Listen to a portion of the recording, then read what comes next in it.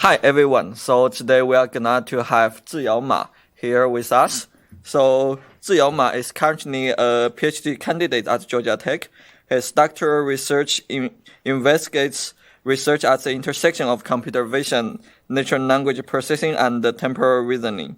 In the past, he researched video classification, fine-grained human action recognition, relation reasoning for video understanding, visually grounded image video captioning, and vision language navigation.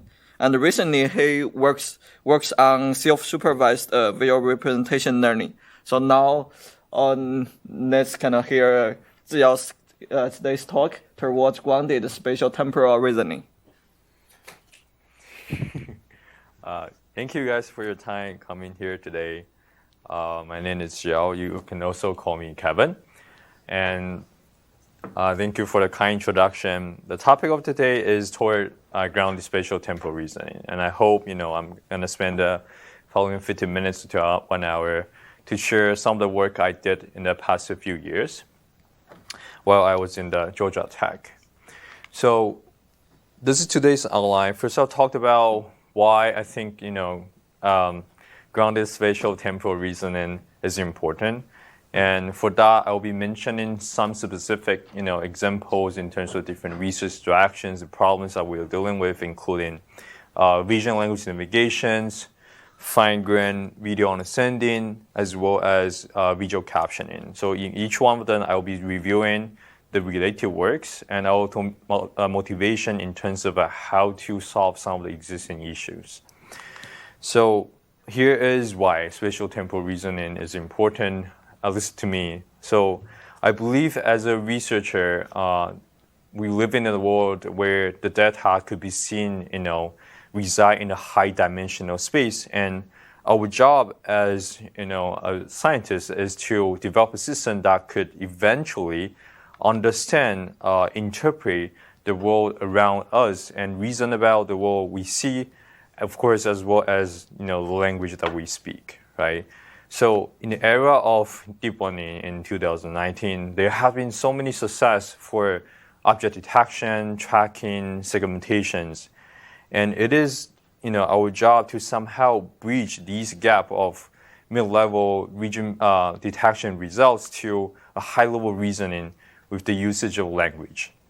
So when we talked about, computer vision, when we talked about combination of natural language processing, one classic example is the captioning system, right? So for example, given an image or given a video, we want a machine to generate a sentence description. For example, like this, you could say, a man with a white shirt is riding on a horse on a beach, right? But when we ask the model to generate such captions, we have been wanted to focus on is grounding. What that means is that when we try to generate a sentence description for a visual content, we want it to be properly grounded. It means that we want it to have a correct response between the image presented as well as the sentence used to describe it. For example, we actually want to see a man, right, and with the white shirts, and it's actually, on a beach, he's riding on a horse, stuff like this. So grounding issue has been exist for many of the work in terms of, vision language as well as, fine-grained video understanding. In the following presentation, I'll be using often to talk about some of the issues inside them. Vision and language navigation is a task. I'm sure many of you guys are already aware of this.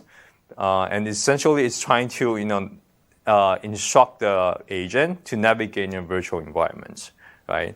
And our job is trying to, somehow improve the agent's performance by asking to actually looking at, the detail of the instruction. And next, for fine-grained video understanding, we wanted to propose a method that we can actually ground a high-level human actions or a sentence or even a sentence descriptions to regions inside the spatial temporal domain. And of course, I talked about captioning system, right? So for captioning system, we also wanted to enforce the caption generated has a correct responses between the image as well as regions in the spatial temporal domain. So, I will be reviewing a related work of all these three directions and talked about the issues and talked about how we wanted to propose a method to improve them. First, vision language navigation. Past few years, Peter was here as well. They proposed different methods for sequence-to-sequence modeling using of soft attention or combination reinforcement learning. And if we review existing work that we ask the agent to follow such instruction, we look at how the attention, apply on, different tasks like, people have been doing for natural language processing. And this is the attention distribution look like. So the x-axis is the instruction length, average across, entire validation set. And y-axis is the agent's number of steps, right? So as the agent starts to navigate, we kind of expect that the attention distribution will focus on the first few words. It seems to be correct. But as the agent rolling out, this attention distribution started to be a little bit more like a uniform distribution, indicating that the attention being used to understand a long sequence of words for instruction doesn't necessarily follow our intuition, where you see this as a sequential step, sequential task, so that we expect the attention distributions to align with this diagonal here, right? So in here, the issue is that the usage of the grounding instruction isn't properly grounded.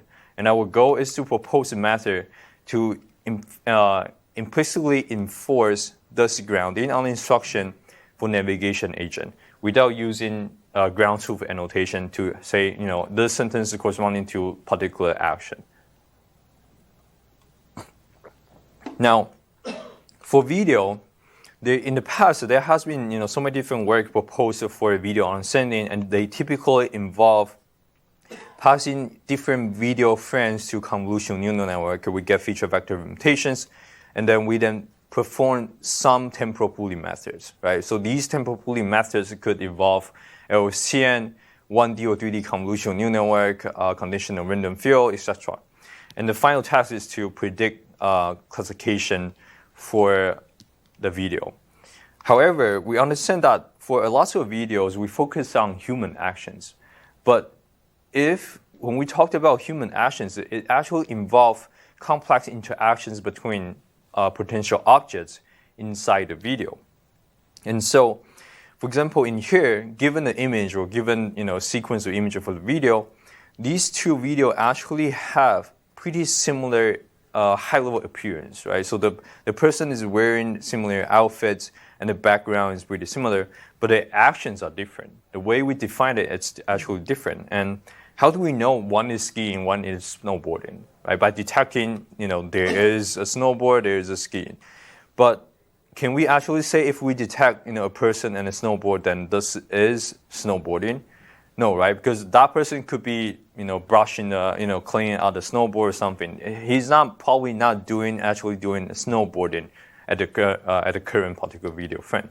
And so our job here is to actually try to understand the relationship between potential objects inside the video frame in order to perform a high-level classification task of human action recognition. So that we wanted to provide elements to ground. And for the first time, we'll introduce an object-level video understanding so that we can ground a high-level human actions into interactions or relationship between regions in the spatio-temporal domain. And that, I talked about for video for action recognition, there's also an issue for captioning, right? We talked about, given a video, we wanted to sequentially generate a sentence description. And here's how people do it, right? We still have these video frames. We pass to a convolutional neural network. We get a feature vector implementation and recurrent decoder to generate a sentence. The same issue is that we overly look the representation for each of the video frame, where a sentence description could be complex. It could be focused on more fine-grained detail of the video. And so in here, the same issue happens where we actually wanted to propose a method for object-level video understanding so that we can ground a high-level visual descriptions to regions in the spatio-temporal domain.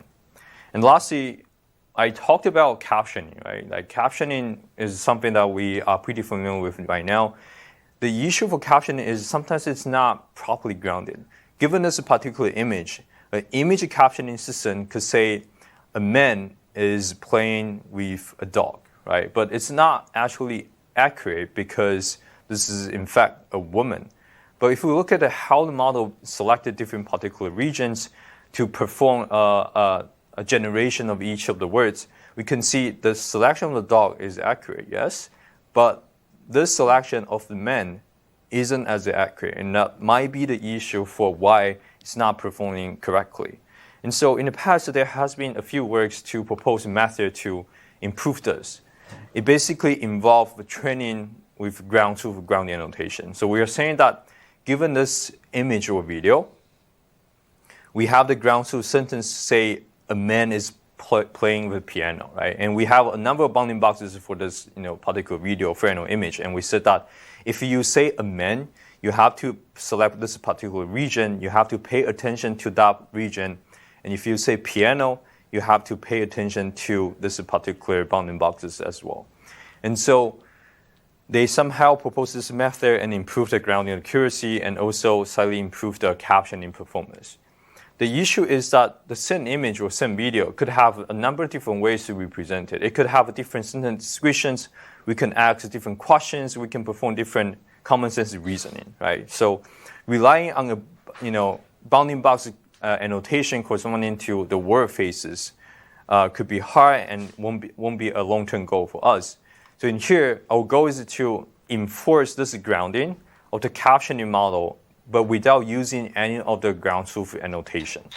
So to summarize the issue of the related work in each of the particular directions that I will be going over, they all have the issue in terms of grounding, where in vision and language navigation, the existing work doesn't really ground instructions. And for video, particularly for action recognition, video captioning, we can really ground high-level concept into region in the spatial-temporal domain.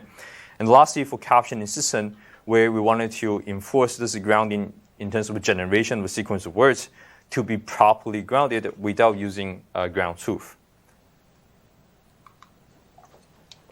So for vision and language navigation, the task essentially is, we have an agent in the virtual environments that are captured by by cameras in the real houses. And the task for the agent is to spawn at the location and started to follow this particular instruction, right? Exit the bedroom, go towards the table, blah, blah, blah, and finally wait on the third step. The challenge of this task is that the agent needs to somehow learn this association between vision and language, right? What does it mean by exit the bedroom? Because I don't really know what a bedroom is. And it might have to learn that bedroom could correspond to images or directions related to an image look like this, right? And the second challenge is that in such environments, we actually ask the agent to not rely on map or absolute location of the GPS information, where we expect the agent to be able to navigate in the future in a more dynamic environment. And third, the challenge is that this task is drastically different from the existing one where navigation task was given an object as a goal. And your goal for the agent is basically find a matching between the final target and then stop. But in here, you actually have to follow all these instructions and step by step. At a high level, we could kind of expect that, given such instruction, what the agent would do. It would focus on, let's say, at this step, I look at the panoramic view, and I focus on the first few words, say, exit the bedroom, and then next, I said that I wanted to go towards the table. So there's a table, I go forward, and then go to the step. So each of the steps, the agent is trying to understand part of the instruction, trying to navigate. But when we look at existing work, like I mentioned before, the attention distribution grounded on the instruction isn't really as accurate as we expect, right? So our proposed method is called self-monitoring navigation agent. It helps the agent to improve its grounding on instructions. Our idea is basically at a really high level, we want the agent to have these concepts. First, which words are completed, right? Before you can decide a direction, you have to know which words are for the next action. But before you do that, you have to first understand what other words are completed, right? And so that you can sequentially to infer the next few words you can use and then decide what the direction to go. So to make this proposed agent to work, we first proposed two modules. It's called visual and textual co-grounding modules that could help the agent to look at the surrounding, look at the entire sentences, perform soft attentions to look at part of the sentence in order to decide a direction to go. Now this is a bit similar to existing work, but the difference is we propose a progress monitoring mechanism. What that means is that through this progress monitoring mechanism, we enforce the grounding on the instruction of the agent to be correct. And how do we do this? We rely on the intuition that I've been mentioning for the few slides. I said that when the agent navigates, it's actually trying to pay attention to each of the subwords, and this attention distribution kind of shift, right? So we rely on this relative position of the grounded instruction computed by the agent, and we said that this could potentially implicitly reflect the progress towards the goal. So what that means is that at the beginning, if we know the attention focus on the first few words of the agent might be at the beginning of the navigation task, and as the attention started to shift, it might be reaching to the goal, right? So the way to enforce this is a simple module. It's a learnable function taking these as the inputs. The first one is the attention distributions on the instructions. We said that given these attention distributions, as well as the current observed image, and also the hidden state of the agent's LCN, we compute a single scalar value as the output, and we ask the model to optimize for this single scalar value by using this simple loss function. What that means is that the target, we want your output value to be 0 at the beginning and 1 towards your goal. That follows the intuition where it kind of estimates its own progress towards your goal, right? And as the agent trying to train how to navigate, at each of the steps, it does have the teacher forcing of the ground to the direction to go. But in addition to that, we force this particular module so that the attention on the instruction will follow more on our intuition. And once we did that, here is a comparison of the existing work from New EPS 2018. And you can see that our attention distribution on the instruction significantly improved that follow a lot similar to the intuition that we have. It actually kind of followed this in diagonal here, right? And qualitatively, given such example for agent to navigate, first, the agent look at these panoramic view. It's probably at the stairs, and it was asked to walk upstairs. At the top of the stairs, turn right, walk straight to the bedroom, and turn left, walk to the bell lamp, and finally stop at the rock, right? Yes? The vertical axis was agent steps. So it's like at the beginning, this will be step 0, and that we look at the attention distributions across the instructions. And then next step will be somewhere here, and then look at the distributions. And those will be the last steps of the attention distribution. So each of the navigation tasks, agent could take different number of the steps. So right. Basically, before in the previous work, so in the first step. Yeah. No, I mean in the same slide. Oh, okay. So in the first step, it is focusing on the instruction X1, for example. Yes. And then as it goes through different steps, still the whole attention is around the first few set of instructions. The first, this one? Yeah. So at the first step, it was focused on maybe even just the first one word or two, a few words, right? And the second step, maybe the third step, kind of blurred it out. But as the agent starts to rolling out, its attention is basically applied across the entire instruction. It doesn't really know which part should I look at in order to pick a direction to move forward. It has the ability to compute a weighted sum over all the instruction, all the sequence of words, but it doesn't really get the idea of, here is a part that I need to focus in order to compute a matching for the visual representation that I have, right? So the attention in the second work is more localized. Yeah. So it's more localized. That's why in the qualitative result, all these colors are trying to show the words are being selected, right? So in the really high level, without actually looking at the visual content, you can see the attention focused on these words and started to shift, right? It started to shift it and finally only focus on the last few words. And we also noticed that it will focus on, in this particular case, it just said that I wanted to focus on stop. I basically I basically ignore the fact there is a rock, right? So there is a rock here, but it's only focused on stop. It doesn't really use information for rock. And so basically this is a way for us to, to tell what the agent is trying to understand for each of the words while computing this correspondence between the directions. Yeah. Yes? Can you go back to the previous slide? Oh, sorry, one more. So the idea is that this variable p is supposed to monitor somehow the progress of the attention focus, right? Yeah. And what makes it do that? I assume f is a learned function. Yeah, f is a learned function. Take these as an input, right? And it's conditioned on particularly important is this instruction distribution.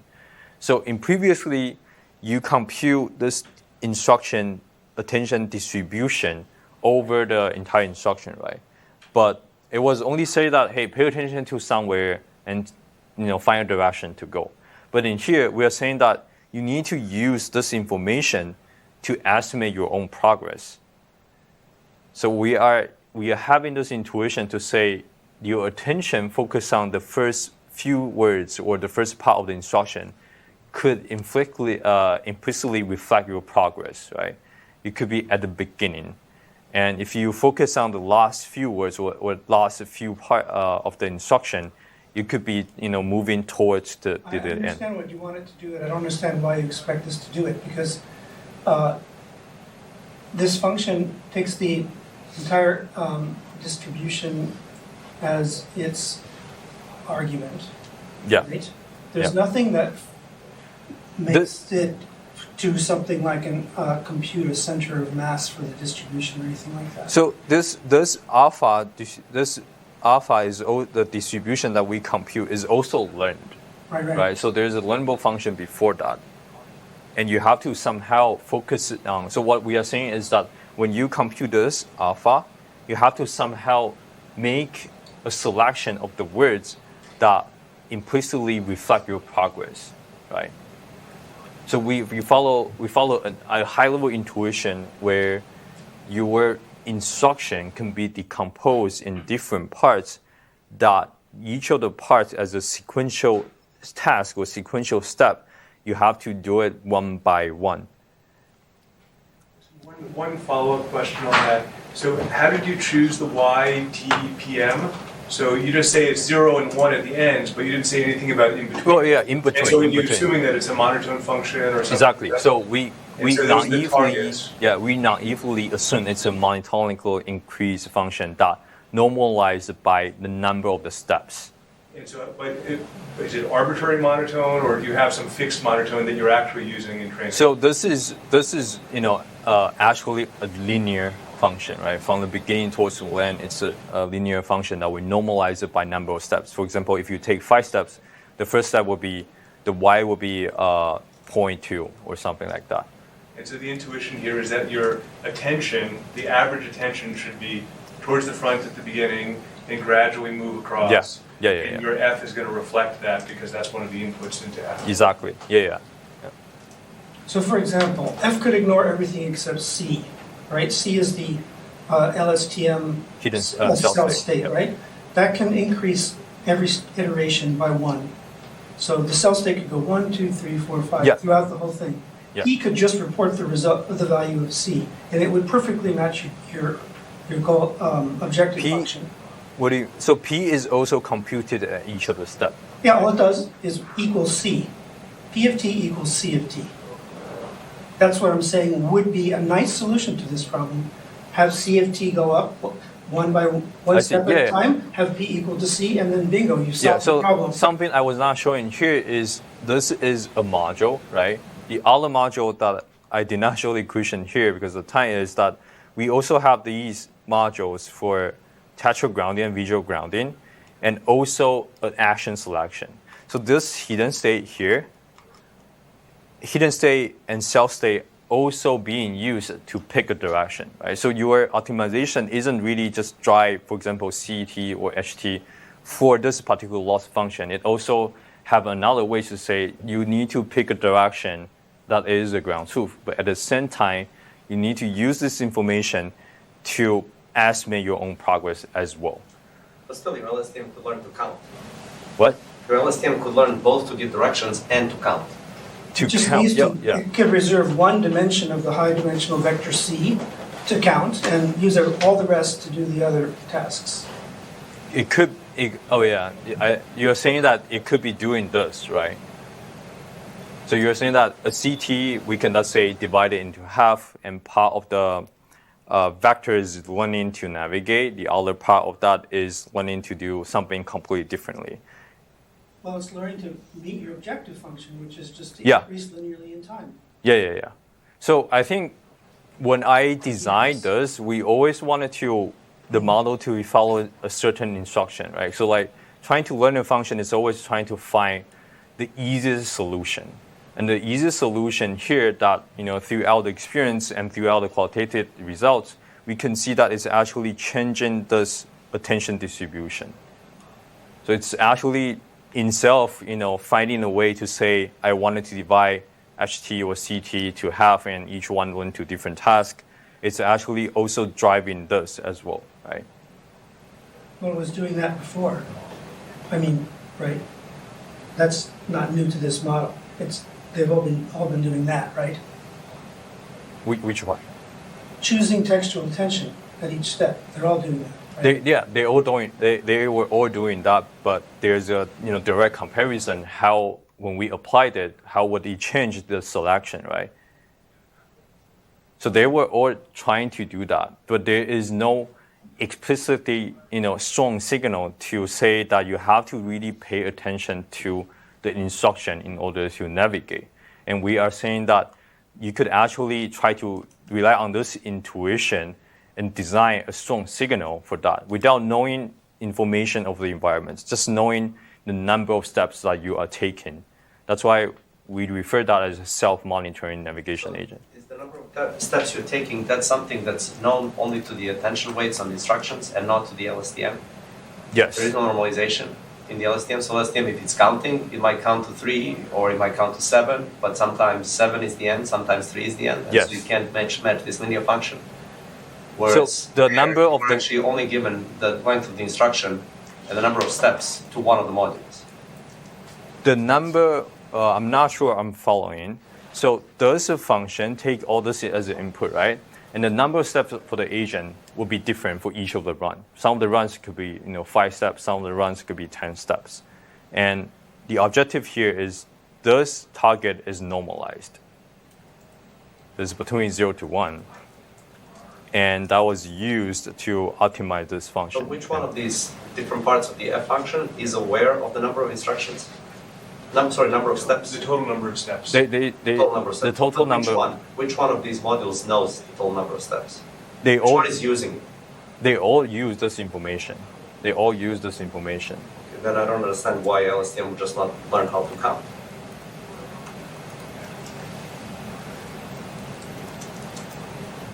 Well, it could, but he has empirical results that shows that this also focuses attention. So yeah, well, so it's interesting.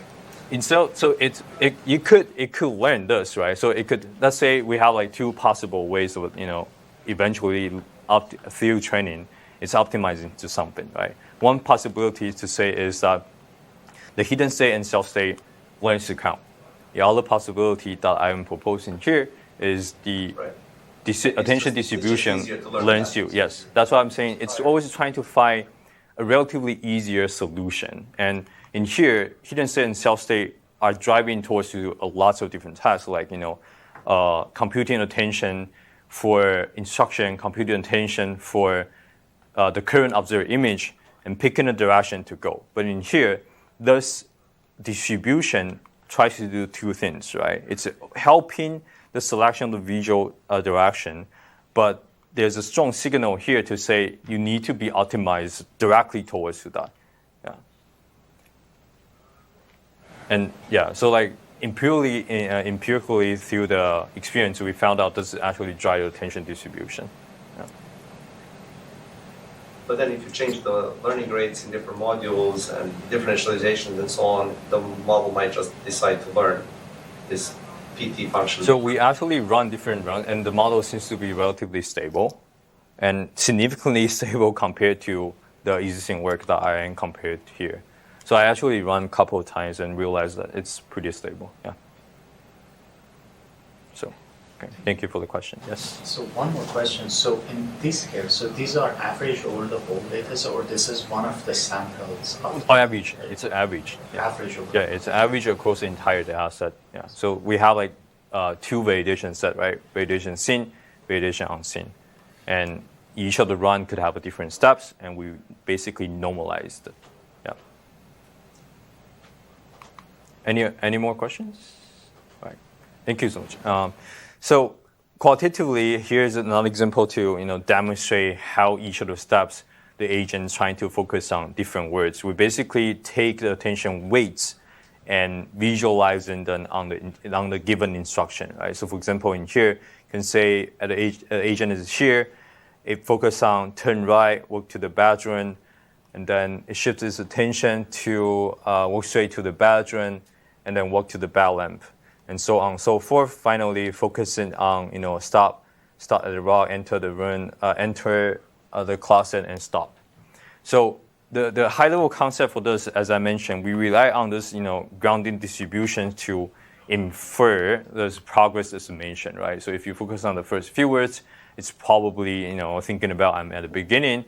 But if you focus on the last few words, it's probably focused on to say that I am the end of navigation task.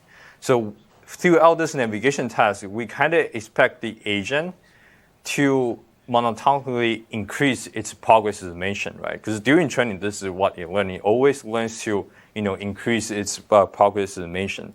However, what will happen if this progress estimation did not really increase that a lot, right? So as a human, it's natural for us to, at this particular situation, to say, oh, I actually wanted to go back to the previous step because I'm not particularly sure. My confidence did not increase significantly. And so in this step, we then view this navigation task as an agent running on a navigation graph, right? So compared to some of the existing work where they do lots of search where they use bin search or maintain different frontiers, and the result is to find which path is lead to the ultimate solution. We view this learnable as function for progress estimation as a heuristic function, right? So this heuristic function is trying to help the agent to decide, which direction is more likely to a goal. I'll be going over the detail of it then, but in a high level, we then introduce a end-to-end learned backtracking navigation agent that is purely running greedy selection. And the first module that we propose to do this is the regret module. It's really, really intuitive. We have this progress estimation for each of the steps, and we said that if your progress estimation steadily increase, I want the agent at this step to learn to go forward. But if your progress estimation somehow decreases, then we want the agent to say, oh, my progress estimation did not increase significantly. I wanted to learn, dynamically learn to go back to the previous location and resume the navigation task. Now, the question for this is that if you have the agent to roll back, how would you then know which direction to go, right? Because I already have some points that I visited before. How would I know which direction that I've been visited, and how do I choose the next action? So to fix this issue, we then propose a complementary module that is called progress marker. The progress marker at high level is trying to do is for each of the location, it's trying to mark for the node its own confidence estimation. And so if the agent decides to roll back to the previous step, we've reviewed this problem as, as I mentioned, agent on the navigation graph.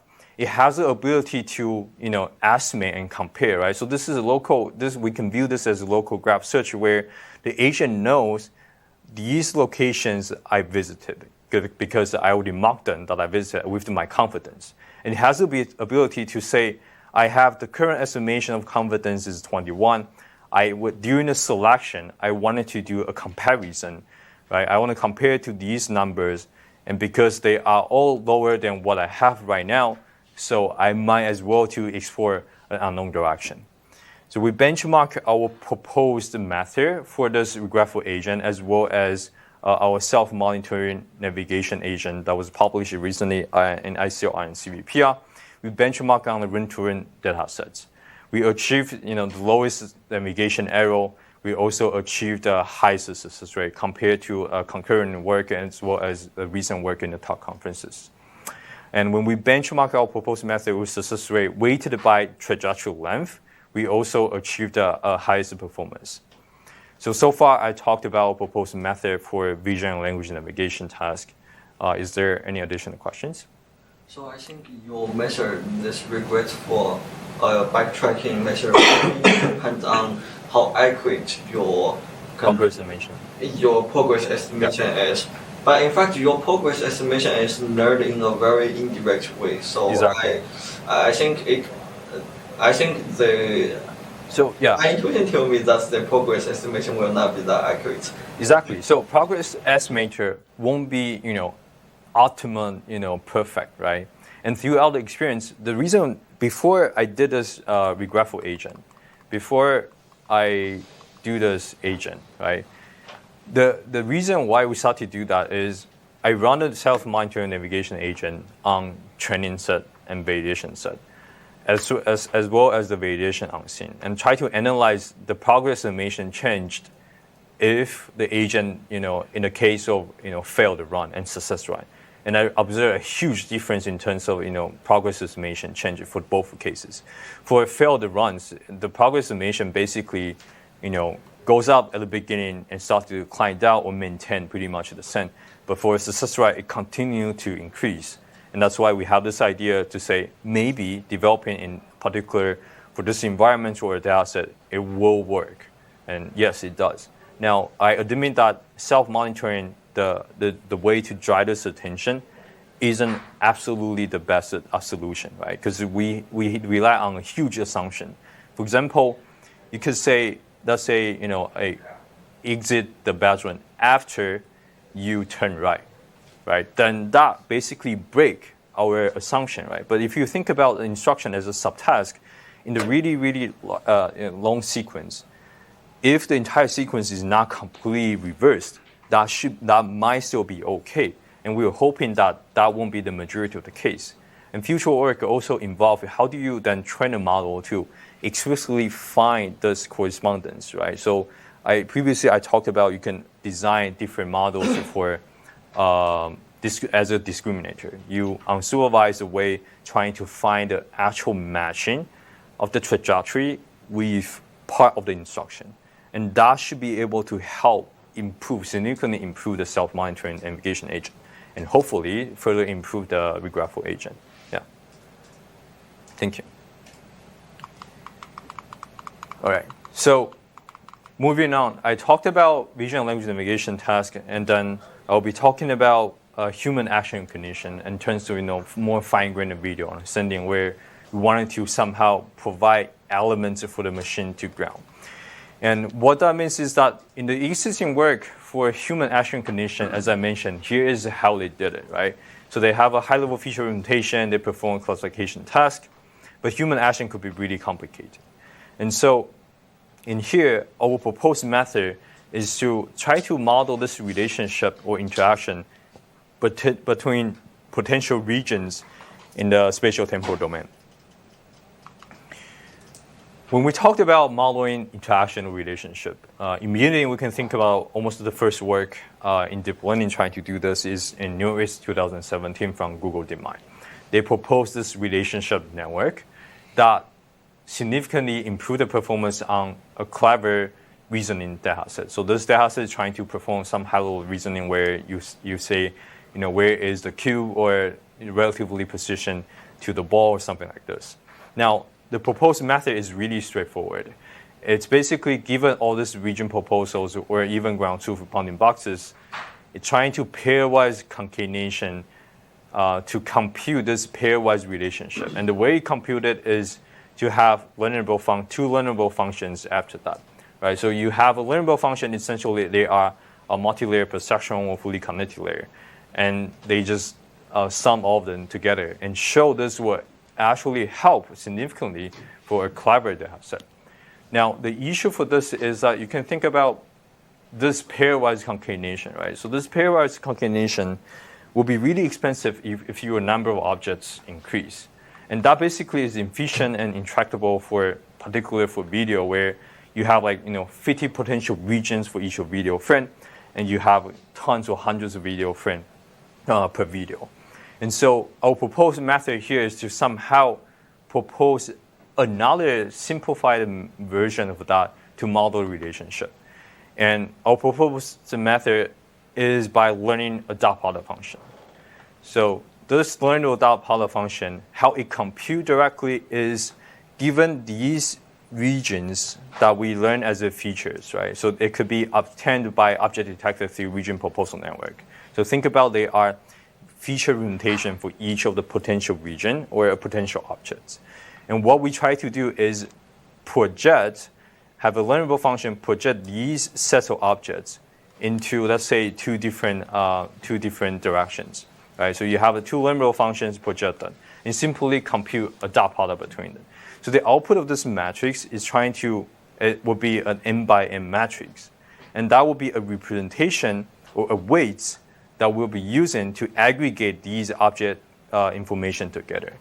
So you think about here where you use the concatenations and you finally sum all of them up or have a weighted sum to combine all of them. In here, we are simply learn a dot product function to do this. Right? So we use the dot product function to completely replace this concatenation. And we have a downstream task, for example, for human action detection. And you would expect for snowboarding, these elements that throughout the training somehow highlighted were somehow corresponding to say, given these person as well as the snowboard, when they combine in a way, it's important for saying that this is snowboarding. So this is the core concept of we wanted to use this concept, perform a fine-grained video understanding. Now, how do we do this? Right? So we follow the existing work. We divided a video into a coarset grain and fine grain. In the coarset grain is pretty much follow the existing work that we have a video frame representations. We have attention distributions over these video frame representation. And in the fine grain, we actually wanted to look at how the objects are being interacted. How do we infer the relationship for a downstream classification task, right? So there's only one signal that passing this gradient all the way through the network, where we first offline to get these region proposals for each of the video frame, and then we have a module, each of the set trying to understand the interactions through time, right? So the way we do this module is basically given the sense object set, and we wanted to dynamically select those object sets in order to finally compute a feature that is discriminated for the human action. The way we do it is, like I mentioned, given the send object set, we basically wanted to have this learn dot product matrix to get a single feature representation that hopefully will help for the downstream task and specifically for human action recognition in this task. Now, the way we select that, we also condition on two different inputs. One is the overall image context representation that is used to say, if this is snow scene, what should I look at? Is this a meeting room? What should I look at? Do I have some prior that can help me for the selection task? And we also use the hidden state from the previous step to say that if there is, a human action that's important throughout different time steps, can we somehow infer the interactions that we detect from the previous step and, somehow track it through time? Now, beyond doing this, we also wanted to model the relationship between groups to groups of objects, where we said that the linear dot product matrix essentially trying to find the pairwise relationship between them. And we wanted to say, what if we have a slightly more complicated representation for human action? Can we somehow learn them? And we said that we wanted to model the interaction between groups of two groups, where this talking between a group, which is a man with the glass, and another group is a man on the chair. And this talking will be a higher level or higher order interaction between them. And so, yes. So when you say relationship here, Yeah. you represent each relationship as a dot product of the feature vectors of two, let's say there are two boxes in one of the frames, and you find the dot product between them, which is a scalar, which represents how relevant they are together. Yeah.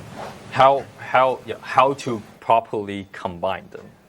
Not exactly relevant. It's not a similarity. So it's a dot product function, but it's not exactly the similarity, right? Because if you don't have any label for that, yes. So it's just an intermediate representation, your downstream passes give the label. Yes, that's why it's a bit similar to what we were discussing, right? So you don't, in the self-monitoring navigation agent, we have a strong signal to say you have to infer this to ground instruction. In here, I am providing a way that you can use these object sets to potentially find out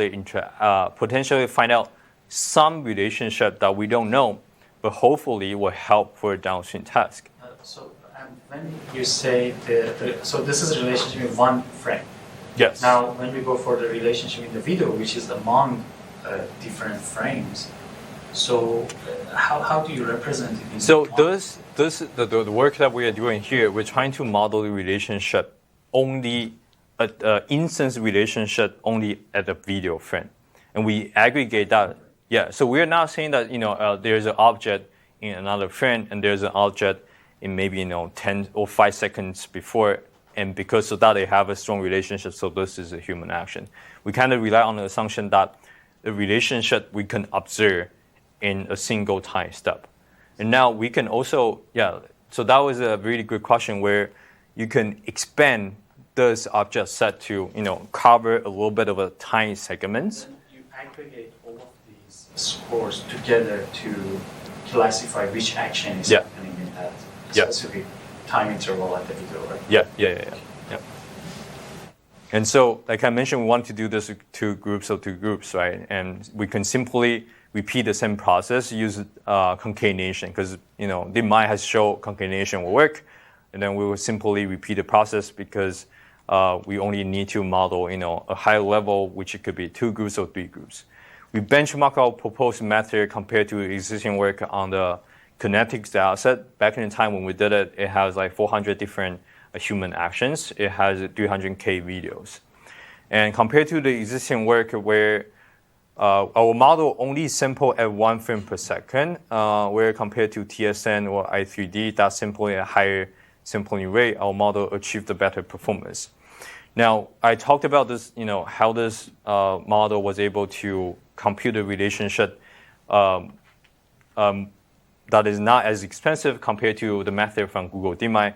And we can see when they use a concatenation here, we can see its computation in terms of float significantly increased, but the model performance doesn't really increase as much. But whereas we can see that our proposed method by looking at the relationship interactions, our proposed method by increasing the number of groups, it doesn't really significantly increase the compute, but further improve the performance. Now, qualitatively, we can also see, through time, how is the model focused on different part of the regions in the video to say this is basically a tower gaming. Yeah. Go back to the previous. So the numbers, when you say top 1, so this is like a recall? Or? Oh, this is a classification accuracy, top 1 accuracy. Oh, okay, so this is accuracy. Okay. Yeah. So like, image classification, this is essentially a video classification task where there's a top 1 and top 5. All right. And so qualitatively, we can also see how is the model performed when it's looking at the video. Throughout many of the qualitative examples, we observe the same thing where the model basically trying to explore the video at the beginning and started to focus on some of the parts are, the interactions are important for downstream tasks where we can see it's selecting the person sitting on the toboggan. Like I mentioned, it has to be sitting on the toboggan and inside the snow scene. And we can also see at t equals to 4 or 5, our model completely ignore the background, which is basically irrelevant, right? So before I already know this, and because the background has the other 18 of human action, including snowboarding, skiing, making a snowman, that is not helping for identify this as topogamy. So a model learns to focus on the fact that this person is only sitting on a topogamy. So Now, in this case, if you had a video with the same frame repeated again and again, you'll get the same inference, right? No motion at all. again and again. I mean, I just repeated t is equal to 0 frame for 5 seconds. Will you get the same inference on that video? That's a good question. I would say no, because the attention distribution is computed by LCN, right? And LCN has a temporal dependency where in our model design, you have a hidden state from the previous step. You have some visual scene representation you understand in the previous video frame, although they are identical in this case. But the information you get is different each of the time when you try to see which part of the video is important. So I would say each of the steps it will be different. Though I would say it will be trying to converge, like here, you'll be trying to converge to human actions that somehow is important for making this particular classification task. Yep. Cool. Yes. So you mentioned computational cost. Yep. As something that matters. So then, since in all of these cases you actually have these regions proposed and labels for them proposed and Yep. positions proposed, why would you be doing any of this feature projections and all these complicated, expensive models instead of something much simpler that would capture this? Very, very good question. That was a big decision when I started this project. Of course, a more compute, cheap way is to just use the feature maps, right? So back in the time when I do this project, it was for video, and I did not have too much of a compute. And so, like I mentioned, these objects, we get this from region proposal network, and they were computed offline. So we did not actually fine tune all the way to the object detector. It's a backbone network. That was back in the time. That was too expensive for me, and so we only do this offline. Now, the question is, why do I choose region proposal over features, elements in the feature map, which would be significantly cheaper? And I think throughout the experience of the past project, using region proposals seems to be always achieve a better performance. And that was back in time. That was the reason I choose a region proposal network. But also your whole network there. You have these matrix products with feature maps, the feature vectors representing your. And I have a learnable function. Yes. And learnable functions and so on. Instead, why is it not just I have sky at this position? I have a person in this position. Yeah. I have a snowboard at this position. Yeah, I took that a lot. And then reason over that, using standard probability models, and see. Because the actions, as well as I will be talking about caption task, is more diverse than the standard object detector. So, a standard object detector performs really well. Let's say MS Coco has 80 class, right? So the caption task, or even the human action task, there are more objects that is not defined and you cannot detect it. So you're going to miss those objects. So the beginning, that was also another decision I made where I said that the task will be significantly more difficult because I don't know the class of the region, right? But that will potentially capture a more diverse feature representation. Eventually, the model will learn the mapping. That's why I said grounding, right? So it learns the mapping of the snowboard and the person. It learns what does it mean by a region for a horse, and so on and so forth. So you're saying you might not actually know that this is a snowboard. It's just a vector. So it's just something else. It's just a vector representation. And you have a vector, and then you learn from extra data. You learn that it's a snowboard. Implicitly. You only have the extra. Well, so the object detector only have extra data that to learn box. The feature representation is still from the same video data set. So I took the region proposal and used region proposal pooling directly on the original convolution network that was trained for this video task. And I had the experience where I didn't actually show on the paper that if you actually take the features that is not trained for this video understanding task, its performance will be much, much worse. Because the feature representation was not, properly trained. It was designed for, let's say, MS COCO, where you're gonna face an issue of, domain transfer, right? Transfer between different data sets. Yeah. So your CNN was not pre-trained on ImageNet, so you pre-trained a CNN on the video dataset and then use that on the top of RPN to extract features from boxes. Yeah, you can say on top, yes, yeah. So you have a RPN that could generate boxes, right? You have a network trained for kinetics video data sets, and then take features from that network as feature implementations for these bounding boxes. Yeah. So what was the feature network trained on? What task? The video classification task, kinetics data set. Yeah. So I couldn't quite tell. Do you actually do object classification on those boxes or not? No. The only classification is the final decision about what the activity is. Yes. Yeah. Yes. That's why. So the problem is essentially, given the video time stat, each of the stat, it's a dynamic selection problem where each of the video frame has a different number of region proposals, right? We don't know how many of them, and we don't know what's the relationship. You have to somehow at each of the set find out the relationship and continue to find them through time, and hopefully this finding will lead to a discriminated feature, help human action prediction. Yeah, that was the design choice that I made at the beginning of this project. Yeah. Okay. Other questions? All right. Yes. So are there actions where some kind of state change is important so that you actually don't want to see the same thing all the way across? So like opening a jar, it's important that at the end it's not closed, at the beginning it is closed. So it's not as though every single frame you're saying, oh, this is an opening frame.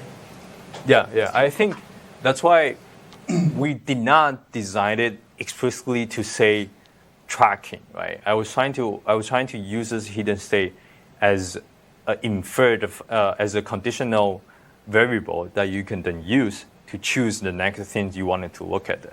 And some of the things, so we observed that the example that I show, it's pretty consistent, right? The person keeps sitting on top again. But a lot of them actually will be dynamically changed. And we find that our model try to focus on different things at the beginning towards the end. For example, on the paper, I show a classic example for, what's that? It's more, what was that? Like, a person writing on a wakeboard. It's wakeboarding or something like that. A person writing on a wakeboard. But we will think about the important thing is actually the person and the wakeboard itself, right? But at the beginning, the model was actually looking at the rope that the person's grabbing. It's looking at the rope, it's looking at the lake.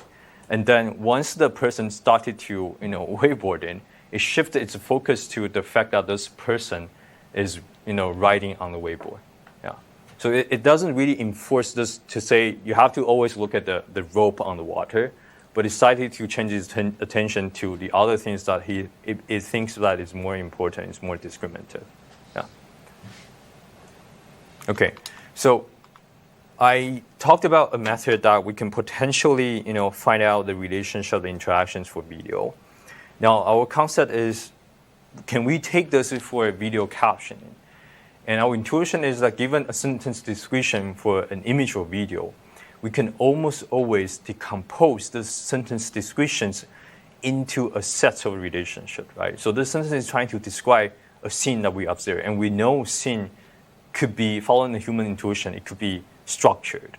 And so given this sentence, we can decompose it to a group of people having a relationship with this school bus, which is get off, a group of people having a relationship with this life vest, which is with or wearing, right? So the question becomes, if I have the method for detecting relationship, can I then further, compose a sentence description for that?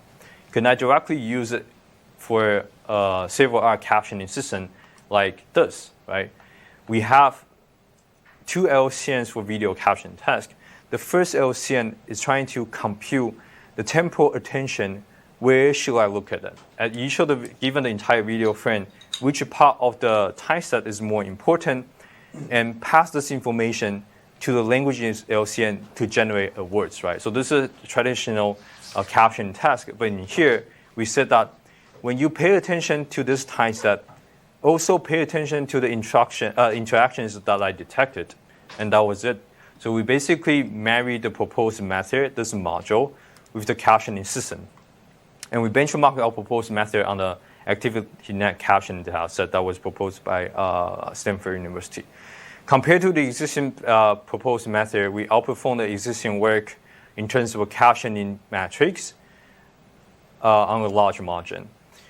Yes. Did you use any annotations for the relationships, or you're still using? No. Yeah. So we don't have any. Yeah. So the downstream text here is only sentence, ground truth sentence that you have to generate, and you have to somehow find out which part of the relationship is somehow important for generating the sentence that was described the structure of the scene, right? So there's also rely on the prior where a sentence description could be decomposed into relationship, right? But the matrix that you're recording is on the whole data set. It's on the.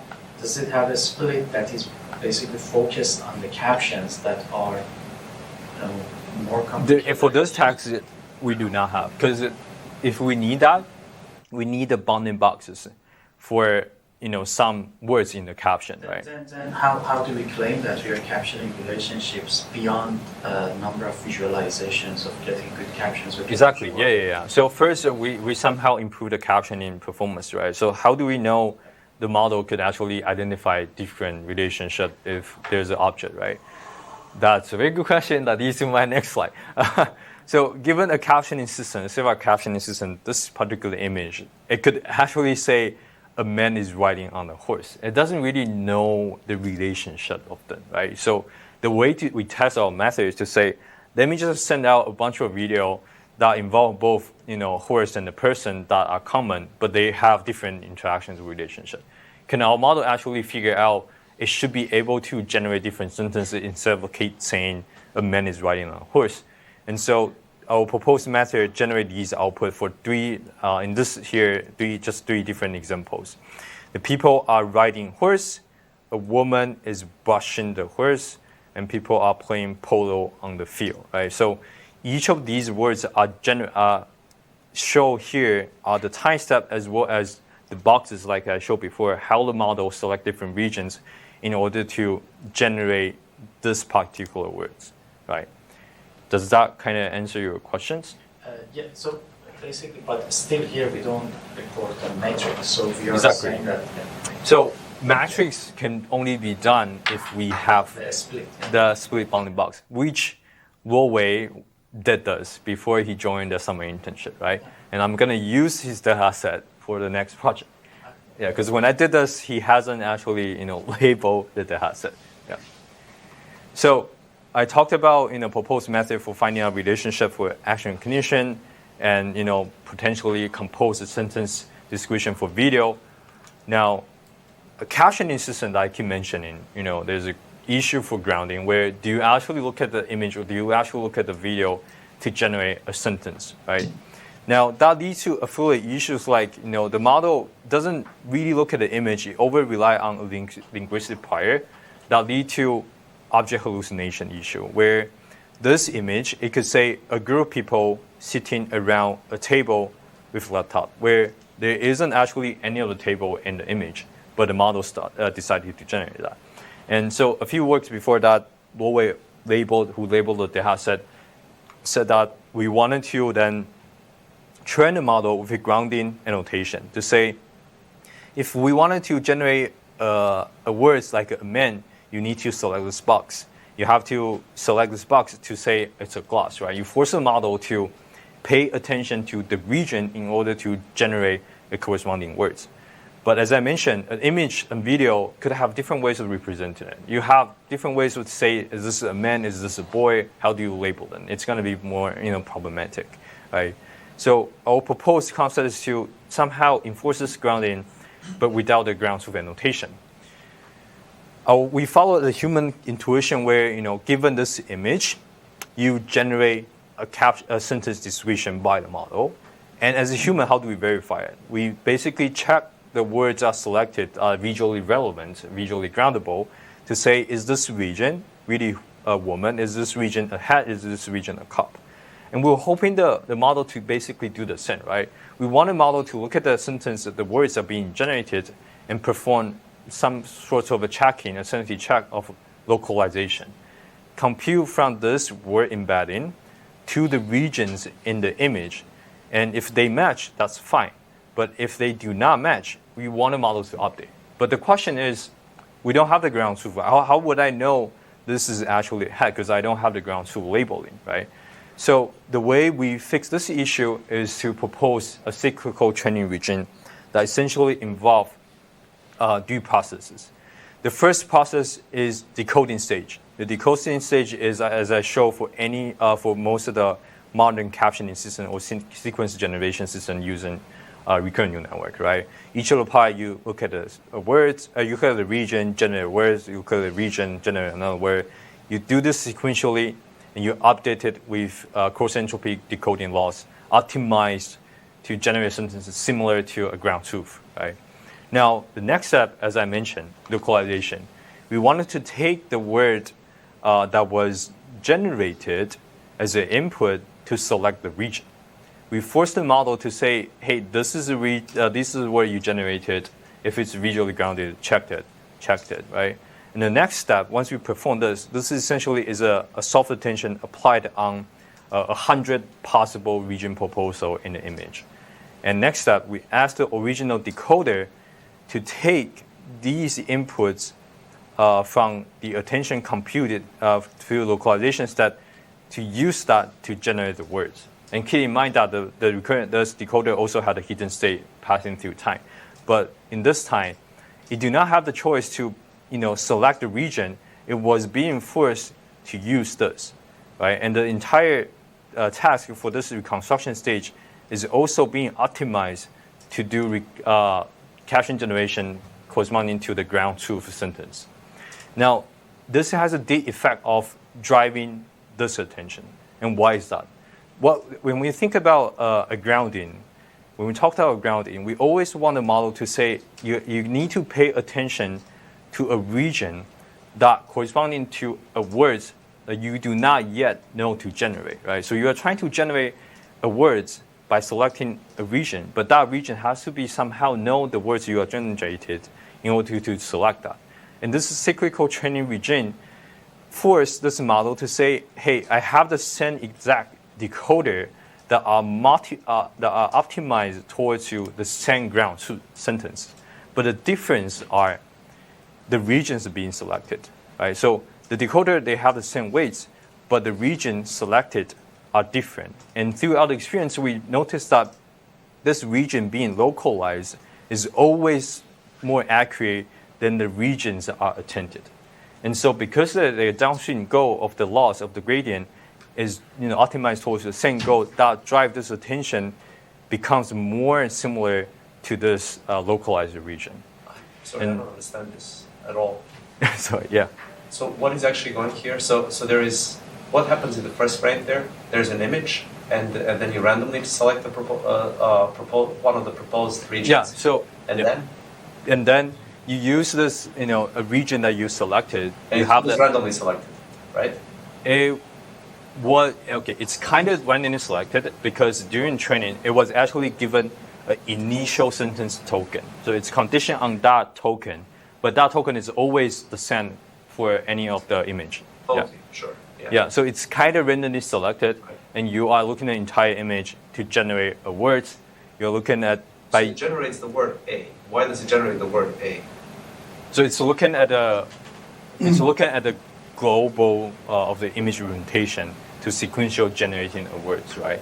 And so if in a global scale there could be some men, then it will be generate. You're trying to have this information because it's a LCN, so it's trying to rely on history information to say I wanted to say a man. History of what though? You started History of the LCN. The LSTM started with initial token. Yeah, so when I say history is at this step, right? So LSTM at this step. So A is just generated because LSTM's first word in every sentence tends to be a. Is that how did this start? I would say start could be a prior, but it do have the information that is trying to the information at the first step, as I was trying to show at the human action cognition. It has a more diverse selection of the region proposals. My experience is like Okay, but what happens now next? So suppose that is just basically a so it could default start, and that first region has nothing to do with anything. It's just default region. in a lot of chosen. examples. Now, Yeah. I can imagine because the grammar, because the language prior, it could be a dog, a person, this and that, and then maybe you go through all the regions and figure out which of the regions is most likely to follow up, and you choose that. Why don't you choose the person? You're choosing, I don't know what you're choosing there. Yeah, so like the example that I showed before, right?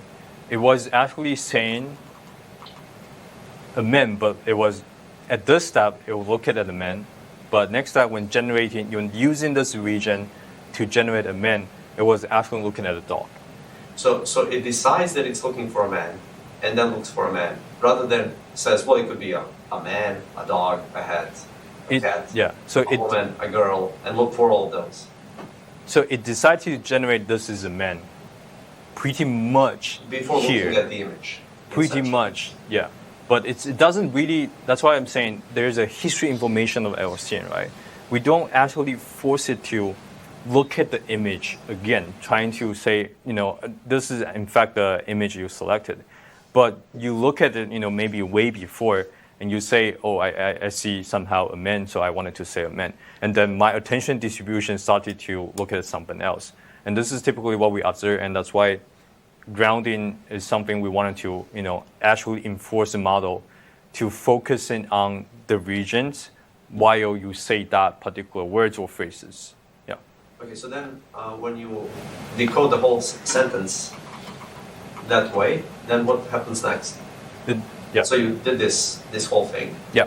and then? And you generate sequence of words, right? Yeah.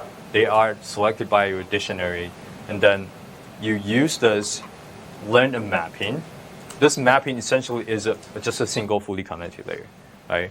So it takes the word embedding as an input. It compute a soft attention again through on the image that potentially has 100 possible regions or bounding boxes that you're going to select. So soft attention over the boxes. Yes, Of the image. that's it. And after this localization step, you will get a feature vector, right? Because you compute the soft attention. And does the over feature vector contain the location as well? Is it reasoning over locations at all, or no? No, it does not have the location information. Yeah, Okay, but we I did understand. not implicitly. Location. Okay, so the original format. Let me rephrase. The original format it did not have the location, but we in the following experience we did use the feature vector proposed by Lowey, and as he did include location information in the feature vector. So in the feature vector, it not only have the feature implementation for this image, it also have two things.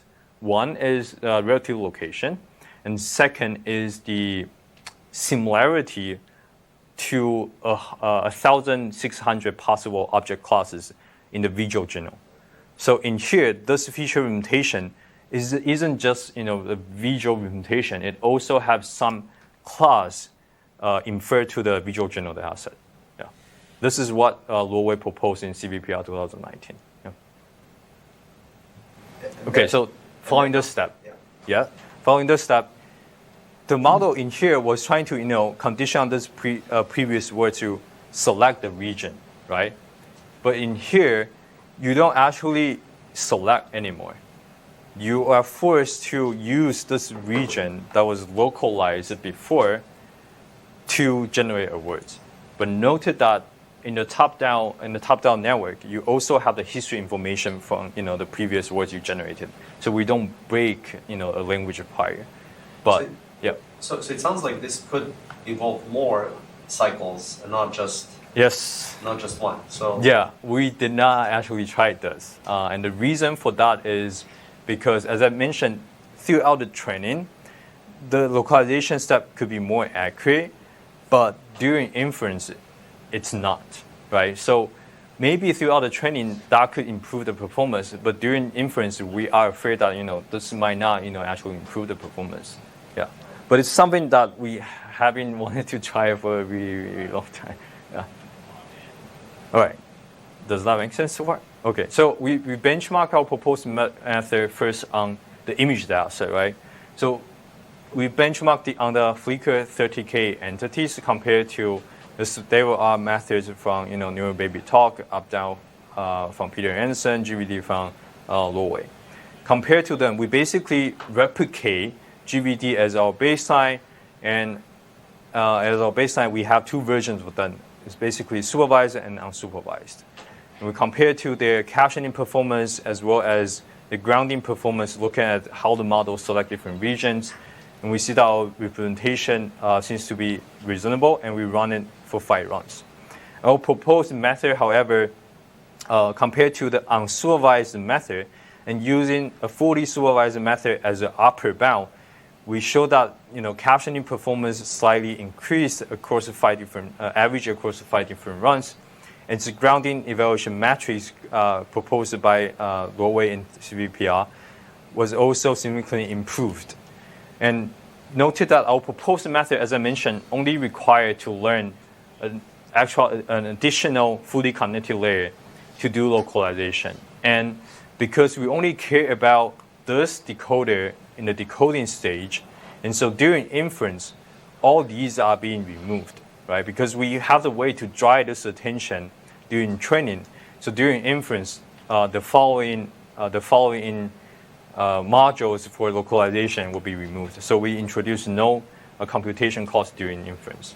And we benchmarked the same method on the video data set as well, where we also pretty much observed the same thing. We slightly improved the captioning performance and significantly improved the grounding evaluation metrics. Now, what's interesting is that what if we compare our proposed method with baseline for both unsupervised and supervised?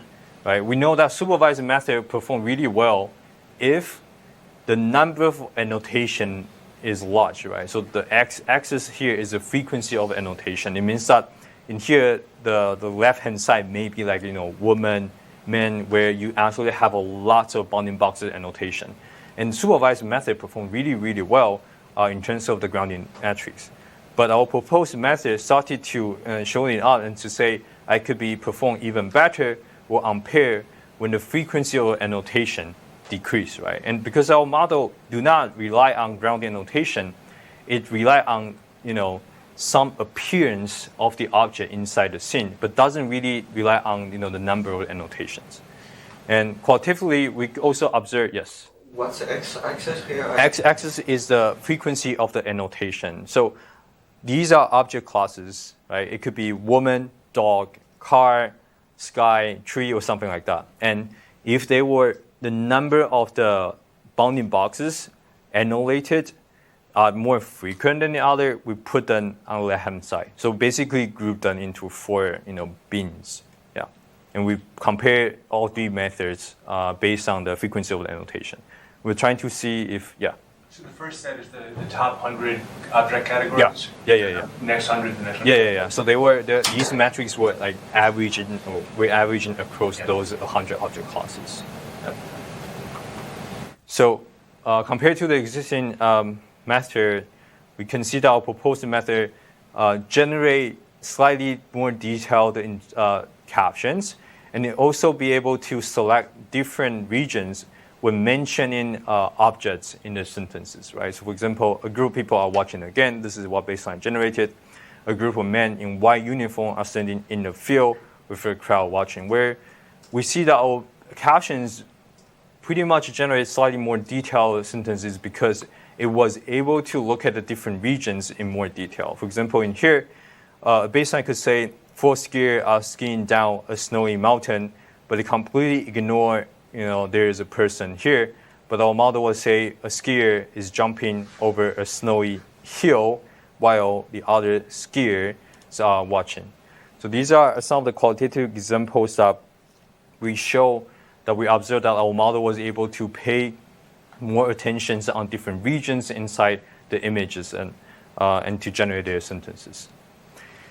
So one question Yep. about that, I'm confused about how the length is generated. So the way that you described the transformation, it was like a word substitution. Like you said, I'm going to make sure this is grounded, the stone is a bench, right? Mhm. And so that was like a word substitution. But now these kind of are qualitatively much longer sentences. And so did you change the sentence length, or how did you determine that you could justify this number of words in the sentence? So that's why what we observe is, on average, the sentence that was generated by our proposed model would be slightly longer than the baseline, like 1-2 words on average longer. But we did not, actually design a method to ask the model to do this. This is more like a qualitative effect that we observe, where it seems to be paying more attention on the images and to use those images to generate a sentence, and therefore might be slightly longer. But during training, we do not, force it to do so. Yeah. But in testing, do you sample multiple sentences to take the one that has the highest score? Just take the one with higher score. Well, so that might be the reason. Yeah. Yep.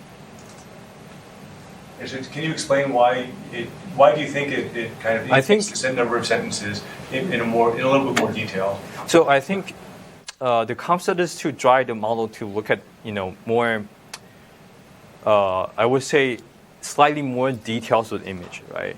So if the model could, let's say, given a certain image and we have two different persons, right? If I was asked to generate a sentence description and I was being, slightly sloppy, I would say, oh, there's a man on the horse. But the other person could be more meticulous. It could say, oh, there's a man wearing something and riding on what color of the horse, jumping over some obstacle, right? So the difference between these two machines as a human is the attention into detail. And that's essentially what we designed this model to do. We designed this model to pay attention to the regions and actually using those regions to generate sentences, right? And so that is our intuition through our discussion, where we said that might be one possibility of, you have the ability to look at the region and you were trained to say that the words I'm generated needs to be corresponding to the region. And so in the end of training, the model seems to be able to generate slightly more detailed sentences. Yeah. But to be admitted, we did not actually do a fully analysis of why this is happening. Yeah. Well, so how about let's give Kevin kind of 3 or 5 minutes to summarize. Let's call it. Oh, sorry. Yeah. Yes. So summary, right? So we talked about our proposed method first in vision and language navigations, where we propose self-monitoring mechanism to enforce the grounding. And for the first time, we introduced the community. By using this self-monitoring mechanism, we introduced the end-to-end learned backtracking navigation agent. And on the video, we proposed a method that we can ground a high-level human actions or sentence descriptions to regions in the spatio-temporal domain, finding out the relationship, finding out the interactions. And lastly, I talked about a proposed cyclical training regime that we can enforce this grounding to slightly improve the captioning metrics as well as the grounding metrics as well, without relying on ground truth, without introducing extra computation during inference. And here's a number of publications I did in the past around 3-4 years. And here's a number of people that I had a fortune to work with throughout my PhD degree at different locations for my internship, including my mentors and managers. And I'm grateful for them so that I can present some of the work and share some of the work here today. Thank you guys for your time, for attending my presentation. I hope some of the questions are answered. So any more questions? Then let's gonna talk about kind of the one-to-one. Yeah. Right. I think all of us have one-to-one meeting with Kevin. Okay. Thank you so much.